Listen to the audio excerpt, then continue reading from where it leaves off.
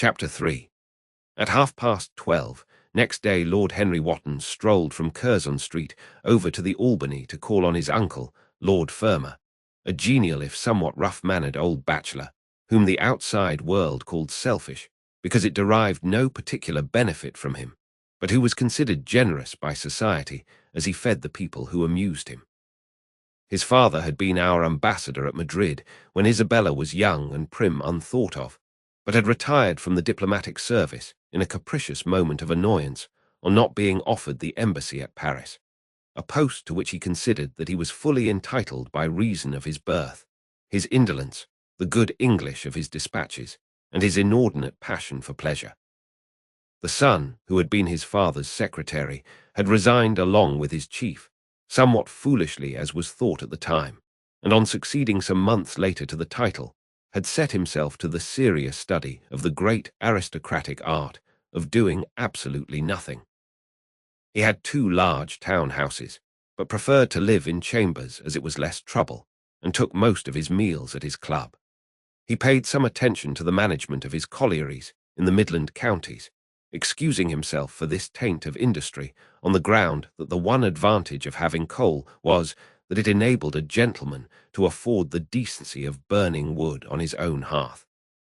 In politics he was a Tory, except when the Tories were in office, during which period he roundly abused them for being a pack of radicals. He was a hero to his valet, who bullied him, and a terror to most of his relations, whom he bullied in turn. Only England could have produced him, and he always said that the country was going to the dogs. His principles were out of date, but there was a good deal to be said for his prejudices. When Lord Henry entered the room, he found his uncle sitting in a rough shooting coat, smoking a cheroot and grumbling over the Times. "Well, Harry," said the old gentleman, "what brings you out so early? I thought you dandies never got up till 2, and were not visible till 5. Pure family affection, I assure you, Uncle George. I want to get something out of you." "Money, I suppose," said Lord Fermor, making a wry face. "Well, sit down and tell me all about it. Young people nowadays imagine that money is everything." "Yes," murmured Lord Henry, settling his buttonhole in his coat, "and when they grow older they know it. But I don't want money. It is only people who pay their bills who want that, Uncle George, and I never pay mine. Credit is the capital of a younger son, and one lives charmingly upon it. Besides, I always deal with Dartmoor's tradesmen, and consequently they never bother me. What I want is information. Not useful information, of course, useless information." "Well, I can tell you anything that is in an English blue book, Harry, although those fellows nowadays write a lot of nonsense. When I was in the diplomatic, things were much better, but I hear they let them in now by examination. What can you expect? Examinations, sir, are pure humbug from beginning to end. If a man is a gentleman, he knows quite enough, and if he is not a gentleman, whatever he knows is bad for him." "Mr. Dorian Gray does not belong to blue books, Uncle George," said Lord Henry languidly. "Mr. Dorian Gray." "Who is he?" asked Lord Fermor, knitting his bushy white eyebrows. "That is what I have come to learn, Uncle George, or rather I know who he is. He is the last Lord Kelso's grandson. His mother was a Devereux, Lady Margaret Devereux." "I want you to tell me about his mother. What was she like? Whom did she marry? You have known nearly everybody in your time, so you might have known her. I am very much interested in Mr. Gray at present. I have only just met him." "Kelso's grandson," echoed the old gentleman. "Kelso's grandson, of course. I knew his mother intimately. I believe I was at her christening. She was an extraordinarily beautiful girl, Margaret Devereux, and made all the men frantic by running away with a penniless young fellow. A mere nobody, sir, a subaltern in a foot regiment, or something of that kind. Certainly. I remember the whole thing as if it happened yesterday. The poor chap was killed in a duel at Spa a few months after the marriage. There was an ugly story about it. They said Kelso got some rascally adventurer, some Belgian brute, to insult his son-in-law in public. Paid him, sir, to do it, paid him, and that the fellow spitted his man as if he had been a pigeon. The thing was hushed up, but egad, Kelso ate his chop alone at the club for some time afterwards. He brought his daughter back with him, I was told, and she never spoke to him again. Oh, yes, it was a bad business. The girl died, too, died within a year. So she left a son, did she? I had forgotten that. What sort of boy is he? If he is like his mother, he must be a good-looking chap. He is very good-looking, assented Lord Henry. I hope he will fall into proper hands, continued the old man. He should have a pot of money waiting for him if Kelso did the right thing by him. His mother had money, too. All the Selby property came to her through her grandfather. Her grandfather hated Kelso, thought him a mean dog. He was, too. Came to Madrid once when I was there. Egad, I was ashamed of him. The Queen used to ask me about the English noble who was always quarrelling with the cabmen about their fares. They made quite a story of it. I didn't dare show my face at court for a month. I hope he treated his grandson better than he did the Jarvies. I don't know, answered Lord Henry. I fancy that the boy will be well off. He is not of age yet. He is Selby, I know. He told me so. And his mother was very beautiful. Margaret Devereux was one of the loveliest creatures I ever saw, Harry. What on earth induced her to behave as she did, I never could understand. She could have married anybody she chose. Carlington was mad after her. She was romantic, though. All the women of that family were. The men were a poor lot, but egad. The women were wonderful. Carlington went on his knees to her, told me so himself. She laughed at him, and there wasn't a girl in London at the time who wasn't after him. And by the way, Harry, talking about silly marriages, what is this humbug your father tells me about Dartmoor wanting to marry an American? Ain't English girls good enough for him? It is rather fashionable to marry Americans just now, Uncle George. I'll back English women against the world, Harry, said Lord Fermor, striking the table with his fist. The betting is on the Americans. They don't last, I am told, muttered his uncle. A long engagement exhausts them, but they are capital at a steeplechase. They take things flying. I don't think Dartmoor has a chance. Who are her people? Grumbled the old gentleman. Has she got any? Lord Henry shook his head. American girls are as clever at concealing their parents as English women are at concealing their past, he said, rising to go. They are pork packers, I suppose. I hope so, Uncle George, for Dartmoor's sake. I am told that pork packing is the most lucrative profession in America after politics. Is she pretty? She behaves as if she was beautiful. Most American women do. It is the secret of their charm. Why can't these American women stay in their own country? They are always telling us that it is the paradise for women. It is. That is the reason why, like Eve, they are so excessively anxious to get out of it, said Lord Henry. Goodbye, Uncle George. I shall be late for lunch if I stop any longer. Thanks for giving me the information I wanted.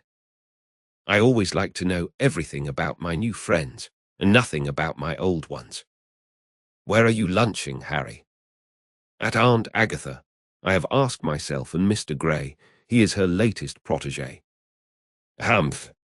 Tell your Aunt Agatha, Harry, not to bother me any more with her charity appeals. I am sick of them. Why, the good woman thinks that I have nothing to do but to write checks for her silly fads. All right, Uncle George, I'll tell her, but it won't have any effect. Philanthropic people lose all sense of humanity. It is their distinguishing characteristic. The old gentleman growled approvingly and rang the bell for his servant. Lord Henry passed up the low arcade into Burlington Street and turned his steps in the direction of Berkeley Square. So that was the story of Dorian Gray's parentage. Crudely as it had been told to him, it had yet stirred him by its suggestion of a strange, almost modern romance. A beautiful woman risking everything for a mad passion. A few wild weeks of happiness cut short by a hideous, treacherous crime. Months of voiceless agony, and then a child born in pain. The mother snatched away by death, the boy left to solitude and the tyranny of an old and loveless man. Yes, it was an interesting background. It posed the lad, made him more perfect, as it were. Behind every exquisite thing that existed, there was something tragic. Worlds had to be in travail that the meanest flower might blow. And how charming he had been at dinner the night before, as with startled eyes and lips parted in frightened pleasure, he had sat opposite to him at the club. The red candle shades, staining to a richer, rose the wakening wonder of his face. Talking to him was like playing upon an exquisite violin.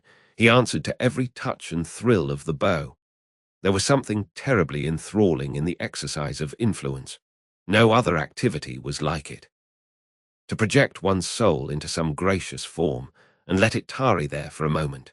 To hear one's own intellectual views echoed back to one with all the added music of passion and youth. To convey one's temperament into another as though it were a subtle fluid or a strange perfume. There was a real joy in that, perhaps the most satisfying joy left to us in an age so limited and vulgar as our own, an age grossly carnal in its pleasures and grossly common in its aims. He was a marvellous type, too, this lad, whom by so curious a chance he had met in Basil's studio, or could be fashioned into a marvellous type, at any rate. Grace was his, and the white purity of boyhood, and beauty such as old Greek marbles kept for us. There was nothing that one could not do with him. He could be made a Titan or a toy. What a pity it was that such beauty was destined to fade. And Basil, from a psychological point of view, how interesting he was. The new manner in art, the fresh mode of looking at life, suggested so strangely by the merely visible presence of one who was unconscious of it all. The silent spirit that dwelt in dim woodland and walked unseen in open field, suddenly showing herself, dryad-like and not afraid, because in his soul who sought for her there had been wakened that wonderful vision to which alone are wonderful things revealed. The mere shapes and patterns of things becoming, as it were, refined and gaining a kind of symbolical value, as though they were themselves patterns of some other and more perfect form whose shadow they made real. How strange it all was. He remembered something like it in history. Was it not Plato, that artist in thought, who had first analyzed it? Was it not Buonarroti who had carved it in the coloured marbles of a sonnet sequence? But in our own century it was strange. Yes, he would try to be to Dorian Gray what, without knowing it, the lad was to the painter who had fashioned the wonderful portrait. He would seek to dominate him, had already, indeed, half done so. He would make that wonderful spirit his own. There was something fascinating in this son of love and death. Suddenly he stopped and glanced up at the houses. He found that he had passed his aunt some distance, and smiling to himself, turned back. When he entered the somewhat sombre hall, the butler told him that they had gone in to lunch. He gave one of the footmen his hat and stick and passed into the dining room. "Late as usual, Harry," cried his aunt, shaking her head at him. He invented a facile excuse, and having taken the vacant seat next to her, looked round to see who was there. Dorian bowed to him shyly from the end of the table, a flush of pleasure stealing into his cheek. Opposite was the Duchess of Harley, a lady of admirable good nature and good temper, much liked by everyone who knew her, and of those ample architectural proportions that in women who are not duchesses are described by contemporary historians as stoutness. Next to her sat, on her right, Sir Thomas Burden, a radical member of Parliament, who followed his leader in public life, and in private life followed the best cooks, dining with the Tories and thinking with the Liberals, in accordance with a wise and well-known rule. The post on her left was occupied by Mr. Erskine of Treadley, an old gentleman of considerable charm and culture, who had fallen, however, into bad habits of silence, having, as he explained once to Lady Agatha, said everything that he had to say before he was 30. His own neighbour was Mrs. Vandeleur, one of his aunt's oldest friends, a perfect saint amongst women, but so dreadfully dowdy that she reminded one of a badly bound hymn-book. Fortunately for him, she had on the other side Lord Fordle, a most intelligent middle-aged mediocrity, as bald as a ministerial statement in the House of Commons, with whom she was conversing in that intensely earnest manner which is the one unpardonable error, as he remarked once himself, that all really good people fall into, and from which none of them ever quite escape. "We are talking about poor Dartmoor, Lord Henry," cried the Duchess, nodding pleasantly to him across the table. "Do you think he will really marry this fascinating young person?" "I believe she has made up her mind to propose to him, Duchess." "How dreadful!" exclaimed Lady Agatha. "Really, someone should interfere." "I am told, on excellent authority, that her father keeps an American dry goods store," said Sir Thomas Burden, looking supercilious. "My uncle has already suggested pork packing, Sir Thomas." "Dry goods. What are American dry goods?" asked the Duchess, raising her large hands in wonder and accentuating the verb. "American novels," answered Lord Henry, helping himself to some quail. The Duchess looked puzzled. "Don't mind him, my dear," whispered Lady Agatha. "He never means anything that he says." "When America was discovered," said the Radical member, and he began to give some wearisome facts. Like all people who try to exhaust a subject, he exhausted his listeners. The Duchess sighed and exercised her privilege of interruption. "I wish to goodness it never had been discovered at all," she exclaimed. "Really, our girls have no chance nowadays. It is most unfair."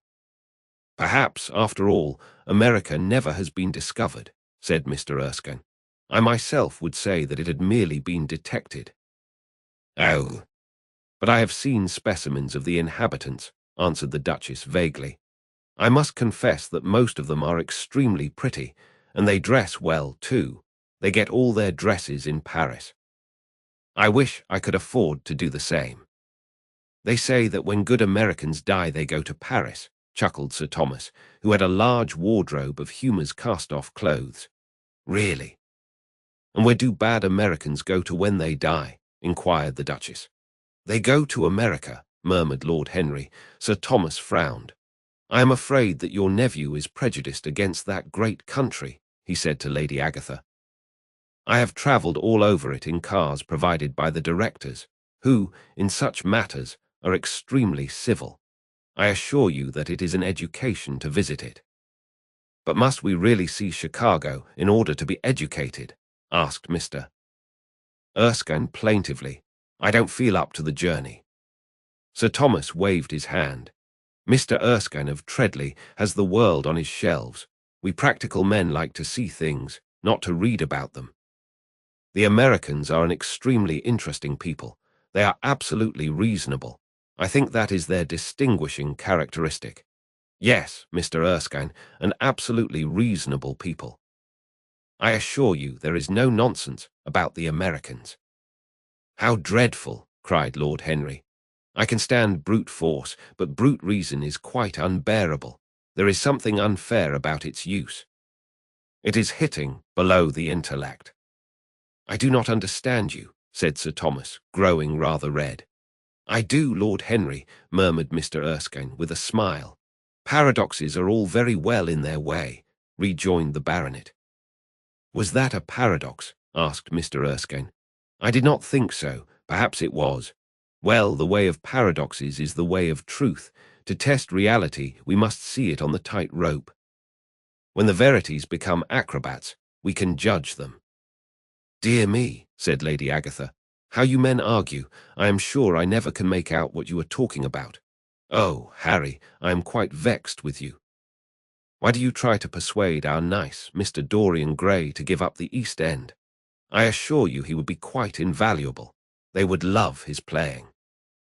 "I want him to play to me," cried Lord Henry, smiling, and he looked down the table and caught a bright answering glance. "But they are so unhappy in White-Capel," continued Lady Agatha. "I can sympathize with everything except suffering," said Lord Henry, shrugging his shoulders. "I cannot sympathize with that. It is too ugly, too horrible, too distressing. There is something terribly morbid in the modern sympathy with pain. One should sympathize with the color, the beauty, the joy of life. The less said about life's sores, the better." "Still, the East End is a very important problem," remarked Sir Thomas, with a grave shake of the head. "Quite so," answered the young lord. "It is the problem of slavery, and we try to solve it by amusing the slaves." The politician looked at him keenly. "What change do you propose, then?" he asked. Lord Henry laughed. "I don't desire to change anything in England except the weather," he answered. "I am quite content with philosophic contemplation. But as the 19th century has gone bankrupt through an over-expenditure of sympathy, I would suggest that we should appeal to science to put us straight. The advantage of the emotions is that they lead us astray, and the advantage of science is that it is not emotional." "But we have such grave responsibilities," ventured Mrs. Vandeleur timidly. "Terribly grave," echoed Lady Agatha. Lord Henry looked over at Mr. Erskine. "Humanity takes itself too seriously. It is the world's original sin. If the caveman had known how to laugh, history would have been different." "You are really very comforting," warbled the Duchess. "I have always felt rather guilty when I came to see your dear aunt, for I take no interest at all in the East End. For the future, I shall be able to look her in the face without a blush." "A blush is very becoming, Duchess," remarked Lord Henry. "Only when one is young," she answered. "When an old woman like myself blushes, it is a very bad sign. Ah, Lord Henry, I wish you would tell me how to become young again." He thought for a moment. "Can you remember any great error that you committed in your early days, Duchess?" he asked, looking at her across the table. "A great many, I fear," she cried. "Then commit them over again," he said gravely. "To get back one's youth, one has merely to repeat one's follies." "A delightful theory," she exclaimed. "I must put it into practice." "A dangerous theory," came from Sir Thomas's tight lips. Lady Agatha shook her head, but could not help being amused. Mr. Erskine listened. "Yes," he continued, "that is one of the great secrets of life. Nowadays most people die of a sort of creeping common sense and discover when it is too late that the only things one never regrets are one's mistakes." A laugh ran round the table.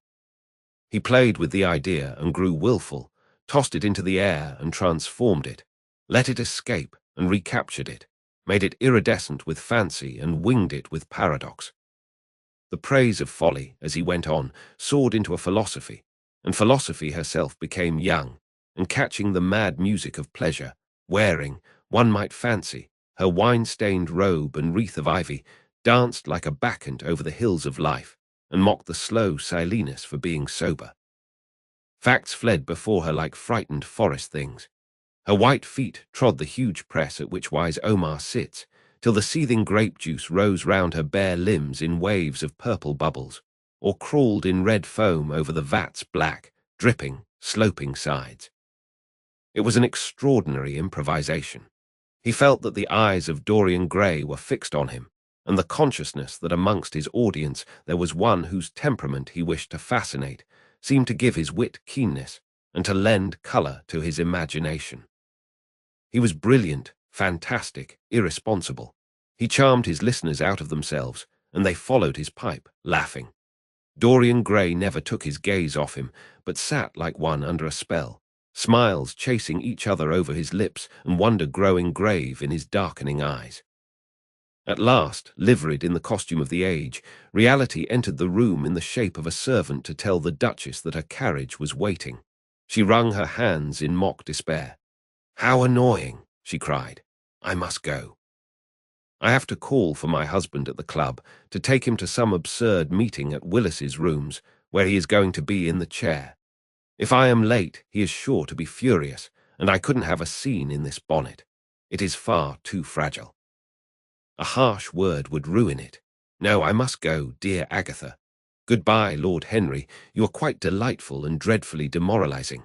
I am sure I don't know what to say about your views. You must come and dine with us some night. Tuesday. Are you disengaged Tuesday? For you I would throw over anybody, Duchess, said Lord Henry with a bow. Ah, that is very nice and very wrong of you, she cried. So mind you come. And she swept out of the room, followed by Lady Agatha and the other ladies. When Lord Henry had sat down again, Mr. Erskine moved round, and taking a chair close to him, placed his hand upon his arm. "You talk books away," he said. "Why don't you write one?" I am too fond of reading books to care to write them, Mr. Erskine. I should like to write a novel, certainly, a novel that would be as lovely as a Persian carpet and as unreal. But there is no literary public in England for anything except newspapers, primers, and encyclopedias. Of all people in the world, the English have the least sense of the beauty of literature.